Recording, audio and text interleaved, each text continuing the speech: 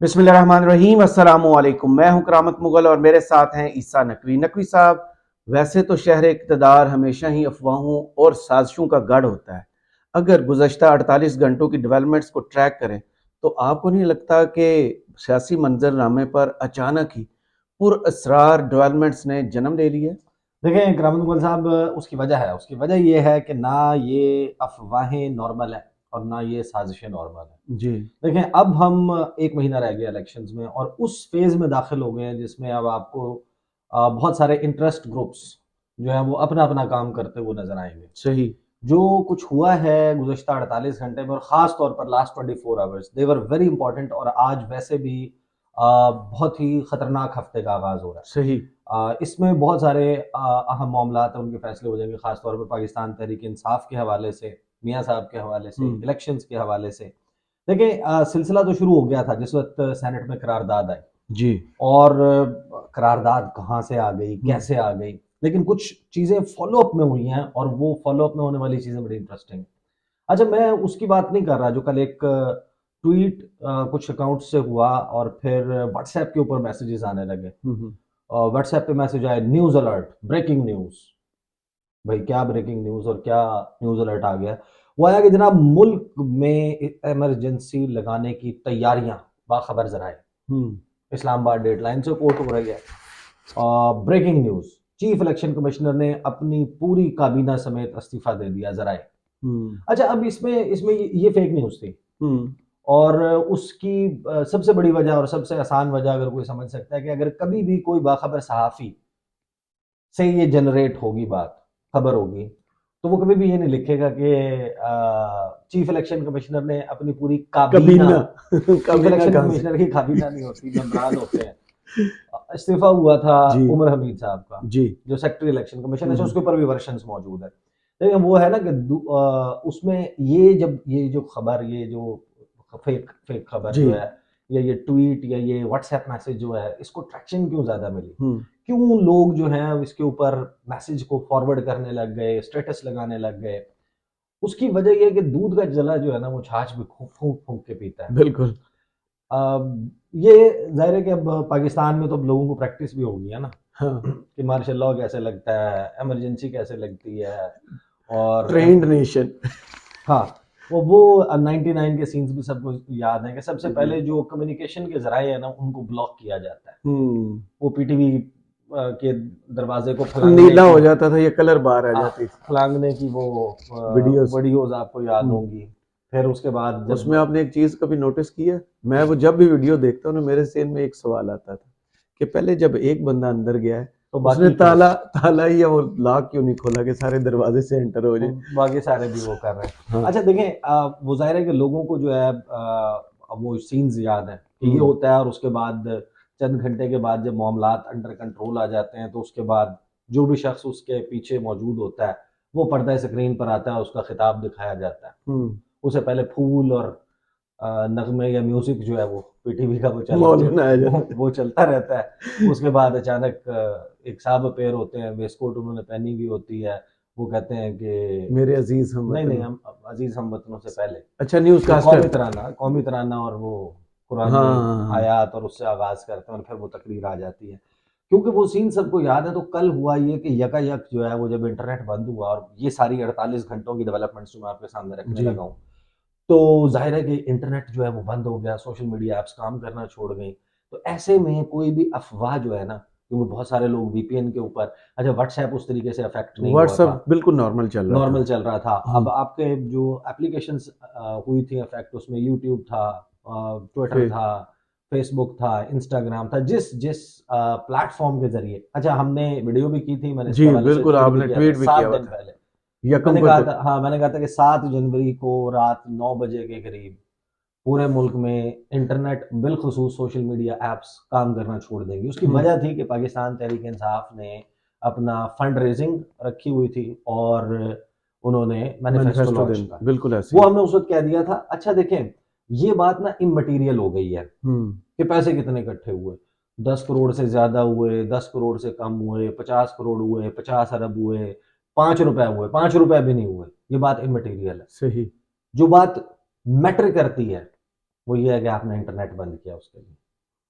देखिए ना, अगर आपको इंटरनेट बंद करना पड़ रहा है उससे, उसको रोकने के लिए, तो फिर इसका मतलब ये है कि आप आपके अंदर एक खौफ है।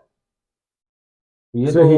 फिर आप यानी कि उन तमाम तज्जियों को, तमाम तबसरों को और तमाम खबरों को और तमाम सर्वेस को दुरुस्त साबित कर रहे हैं आप स्टैंप लगा रहे हैं कि सब कि ओके है, सब ठीक है वो। वो बिल्कुल ठीक है। हम्म। और पीटीआई जो है उसका उसका फंड रेजिंग इवेंट हुआ। उन्होंने आखिरी जो मैंने ट्वीट देखा था पीटीआई का, कि 10 करोड़ से जायद, उसमें पता नहीं कितने डॉलर्स थे, कितने पैसे थे। 40,000 है गैस। 44,000 है, ये जितने भी हैं, चार बट लाख चालीस उन्होंने हजार कहा कुछ ऐसी अमाउंट है जी। उन्होंने कहा कि जनाब 10 करोड़ से जायद रकम जो है वो हम्म। इकट्ठी हो गई है फंड रेजिंग इवेंट में। अच्छा, ये मैटर भी बहुत करती है, आपको पता है पाकिस्तान में इलेक्शन मुहिम, उस दौरान अखराजात। इसमें एक चीज़ बड़ी इंटरेस्टिंग थी, वो इंटरेस्टिंग चीज़ थी हम्म। जो इमरान खान साहब का मैसेज उसमें चला है, हम्म। वो एआई जनरेटेड नहीं था, हम्म। आर्टिफिशियल इंटेलिजेंस वाला सही। नहीं था वो। जो मैंने उसको देखा, मैंने कहा ये क्या, ये मैसेज जो है। अच्छा, फिर मैंने क्वेश्चन भी पुट किया टूवर्ड्स पीटीआई कि एग्जैक्टली ये किस वक्त की रिकॉर्डिंग है। हम्म। तीन ही तीन चार मुमकिन चीजें हो सकते हैं। एक ये कि 2018 में खान साहब ने इलेक्शन से पहले ये रिकॉर्ड करवाया हो। एक ये है कि 2022 में जब बाई इलेक्शंस। बाई इलेक्शंस होने थे उस वक्त रिकॉर्ड कराया हो कि बिल्कुल। फंड्स की जरूरत है, ओवरसीज पाकिस्तानियों को जी फंड जी। करें। तीसरा हो सकता है कि उन्होंने जिस वक्त पंजाब और खैबर पख्तूनख्वा असम्बली की 14 मई की पंजाब की इलेक्शन की जी डेट आई थी सुप्रीम कोर्ट जी से, जी। तो उस पर उन्होंने कहा होगा कि पैसे इकट्ठे कर लो। या फिर एक पॉसिबिलिटी वो हो सकती है जिसके हवाले से भी, यानी कि क्योंकि पीटीआई भी नहीं कंफर्म कर रही, किसी और ने भी कंफर्म नहीं किया, वो पॉसिबिलिटी ये है कि खान साहब ने जेल जाने से पहले पेश की। पेशगी जो है वो ये मैसेजेस रिकॉर्ड सही। करवाए थे। If that is the case, I think ये सबसे इंटरेस्टिंग बात हो सकती है हम्म। कि एक तो ये कि फोर्सी तो पीटीआई ने बहुत पहले से किया हुआ था कि खान साहब ने गिरफ्तार होना है, लेकिन ये रिकॉर्ड करवा के गए तो फिर और क्या क्या रिकॉर्ड करवाए गए होंगे। आपको याद है ना 2022 बिल्कुल। में भी उन्होंने वो एक बंद कमरे की मुलाकात और मैंने नाम दे दिए इस किस्म का मैसेज रिकॉर्ड किया था। 12 ये उसकी वजह से जो है ना वो ज्यादा ये बात फैली। मैं जी। आपको एक बात बता सकता हूँ कि देखें, इमरजेंसी या मार्शल लॉ, इसके हवाले से बहुत सारे लोग चमगोइयाँ तो कर सही। और करते रहे, लेकिन ये चमगोइयाँ कोई नई तो नहीं है, 2022 से ही चल रही है। बिल्कुल। इमरजेंसी लगाने के लिए, मार्शल लॉ लगाने के लिए इसकी भी अब हमें प्रैक्टिस हो गई है कि इसके लिए क्या चाहिए होता है। इसके लिए जो है वो आपको बैनुल अक़वामी सपोर्ट चाहिए होती है, इसके लिए आपको पैसे चाहिए होते हैं या पैसों का रास्ता चाहिए होता है। सही। तो उसके बगैर तो नहीं। हम्म। जाहिर है कि आप असल से बेहतर नकल फराहम करेंगे या जो पहले मौजूद चीज़ है उससे लोगों को निकालेंगे तो वो सक्सेसफुल हो सकता है ना, कोई भी इस एब्सोल्युटली। किस्म की बिल्कुल। सिचुएशन, कि कैसे करेंगे। हम्म। तो मेरा नहीं ख्याल कि इस वक्त कोई भी इदारा इस मूड में नजर आता है, और ना ही उसको आना चाहिए हम्म।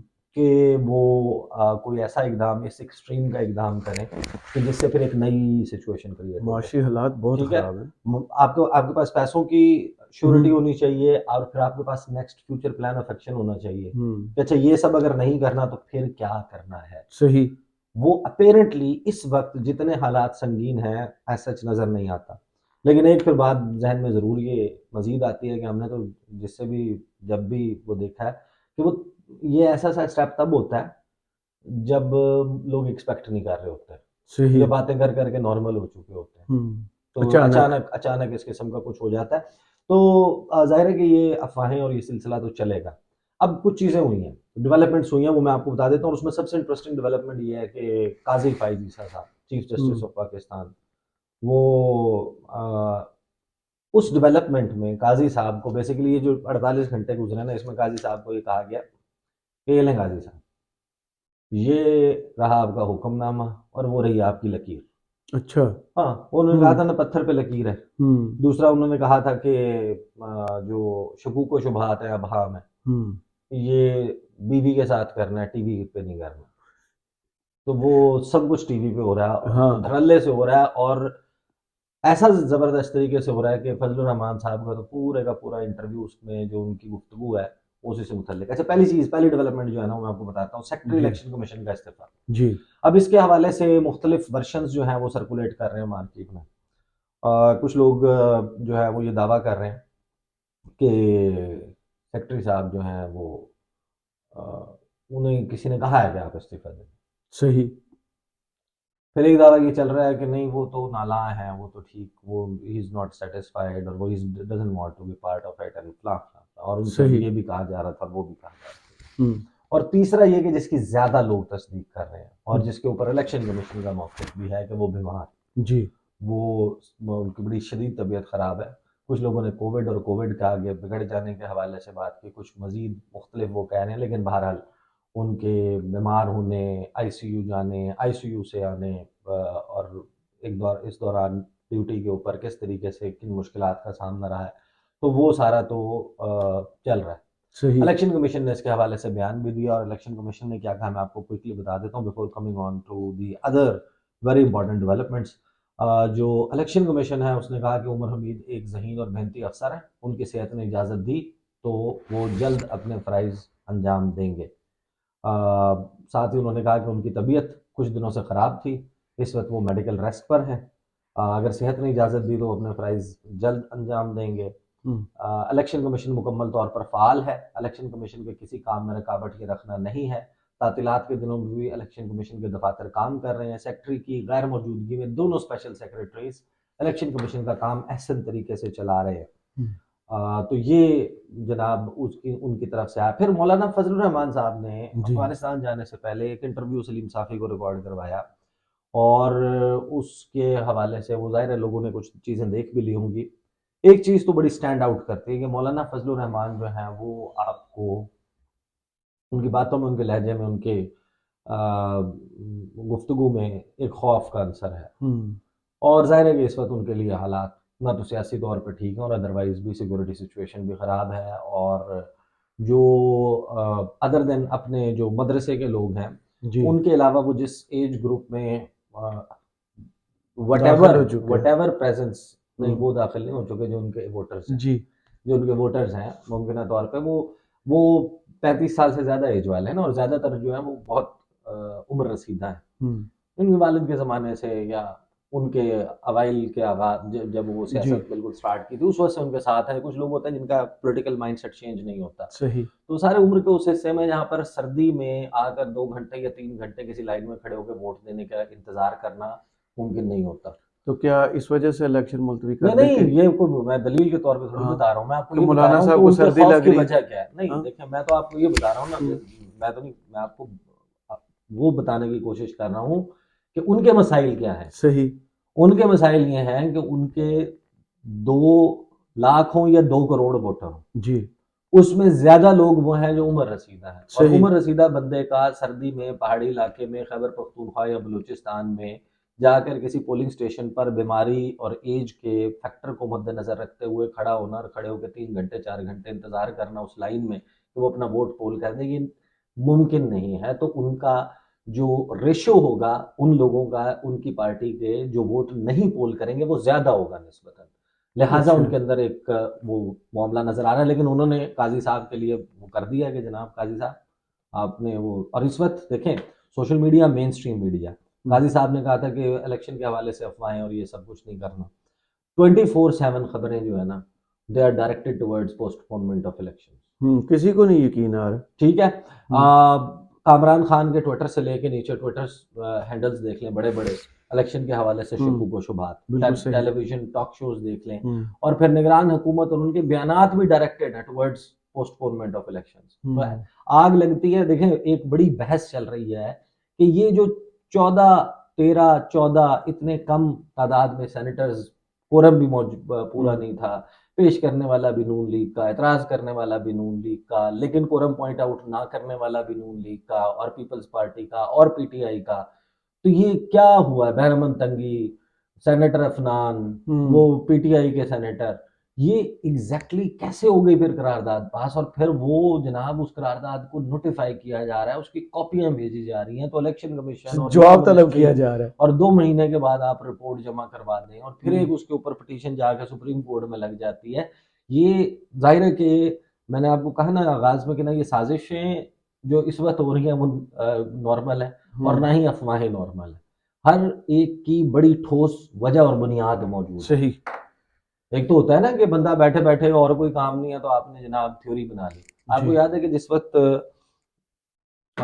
रमज़ान का महीना था 2011 की बात है या 12 की बात है, उसामा बिन लादेन वाले इंसिडेंट के और सलाला चेक पोस्ट के इंसिडेंट के बाद पाकिस्तान ने कहा कि हम जो है वो जो ground lines of communication G LOCs हैं कि पाकिस्तान के पोर्ट्स पे सामान आता है अमेरिका का और वो जाता है अफगानिस्तान पाकिस्तान के रास्ते से। तो उस रमज़ान में ना एक मशहूर कोल्ड ड्रिंक बनाने वाली कंपनी ने अपनी जो 1.5 लीटर बोतल थी उसकी कीमत 65 कर दी, और वो 70 75 या 80 की मिलती थी, उसने 65 रुपए कर दी। और उनके ऐड चलने लग गए कि आपको पता है कि फलां कोल्ड ड्रिंक जो है, अब आपको पता चला कि फलां कोल्ड ड्रिंक 65 की क्यों है, 65 की क्यों है, ये बार बार चलने लग गया।